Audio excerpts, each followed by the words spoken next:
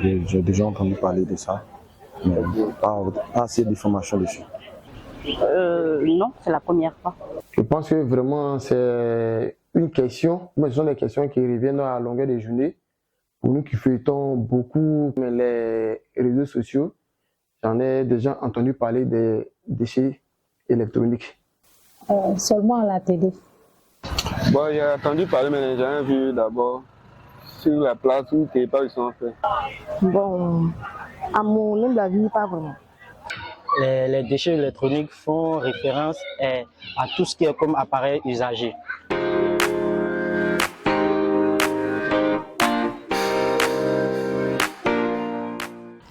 Les ventilateurs gâtés, les postes téléviseurs. Ouais, les téléphones, les tablettes éducatives des enfants, les mixeurs et autres. On a pu jeter ça. La télécommande, les téléphones non réutilisables. Les ventilateurs, bien sûr. Souvent les tondeuses. Voilà.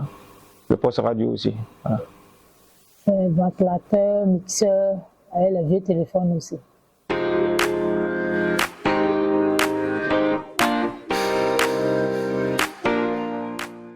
Je les jette, vu qu'ils ne sont plus à utiliser.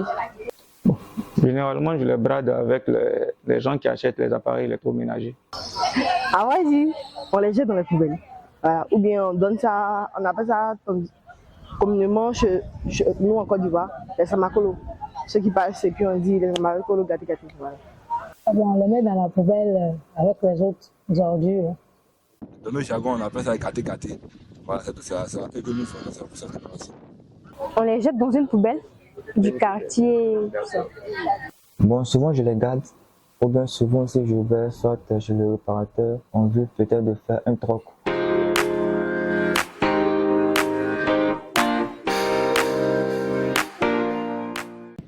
Oui, j'en ai déjà entendu parler, mais je ne sais pas comment ça fonctionne ça. Oui, à la télévision, je vois dans certains pays, mais chez nous, je n'en ai jamais entendu parler.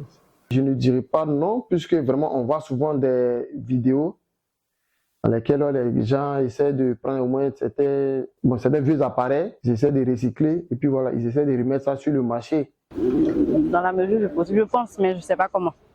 Non, je pense que oui.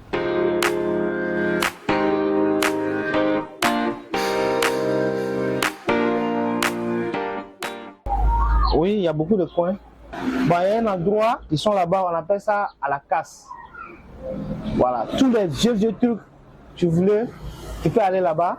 Et puis ce que tu veux, tu choisis et puis tu viens développer encore pour faire autre système avec. Non, là, je ne sais pas. Je ne dirais pas que j'en connais. Donc à cette question, je répondrai non.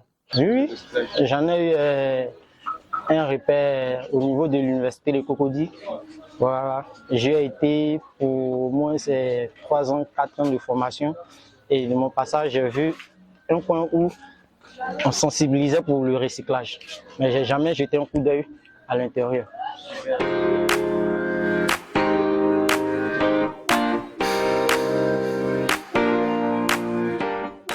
Bon, je dirais que ça contamine les eaux, l'air, le sol et tout. Nous pouvons par exemple avoir des problèmes respiratoires parce que nous sommes toujours en contact avec de l'encre qui s'utilise pour pouvoir faire les impressions et autres. Donc, je pourrais vous dire que oui, bien évidemment, la technologie a des répercussions sur la santé de l'homme. Ça pollue l'environnement et ça salit beaucoup aussi les villes. Côté santé, je peux dire que ça provoque aussi des maladies.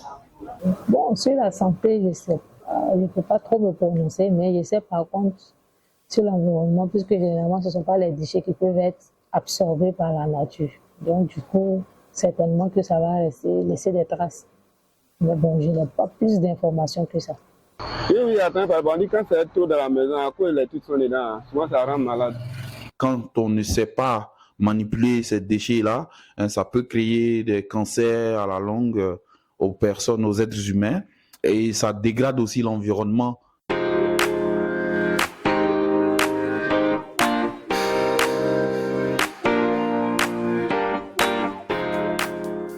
Bon, je dirais qu'on doit exhorter la population à ne pas jeter les objets électroniques dans les poubelles, mais plutôt de les déposer dans un endroit où on pourra les récupérer facilement pour les conduire dans un stand de recyclage. C'est d'abord une communication à ce niveau-là. Parce que s'il n'y a pas de communication, on ne peut pas être informé. Voilà une communication à ce niveau. Et puis après, pourquoi pas émettre des dépôts de recensement de ces déchets-là pour qu'on puisse les collecter. À notre niveau, je pourrais proposer que pour une bonne organisation, pour des personnes de métier comme moi, il faudrait que nous fassions référence ou recours à des masques pour mieux se protéger et avoir aussi tout un ensemble comme des gants et des tenues pour pouvoir éviter certaines maladies comme nous le voyons de nos jours.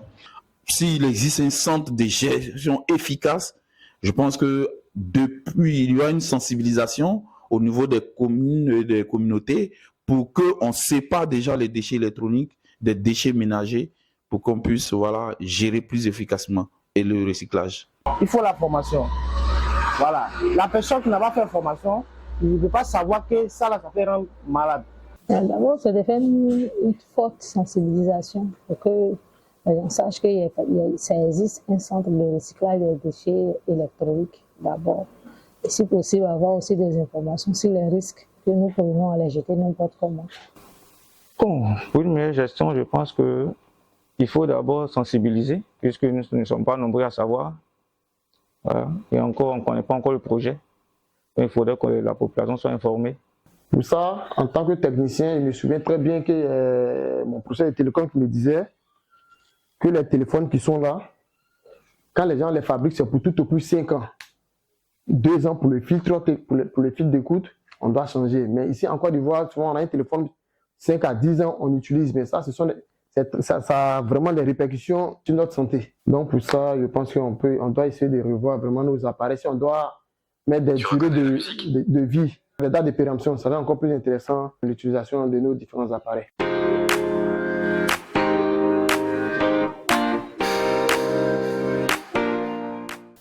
L'initiative est à saluer et je pense que c'est la bienvenue dans le sens que ça va permettre aux personnes lambda de savoir qu'il y a déjà des centres de gestion ou des centres de collecte et ça va donner plus de visibilité à la chose pour que la population soit informée qu'il y a vraiment, soit il existe des centres de collecte et en plus des centres de collecte, il y a des centres de gestion.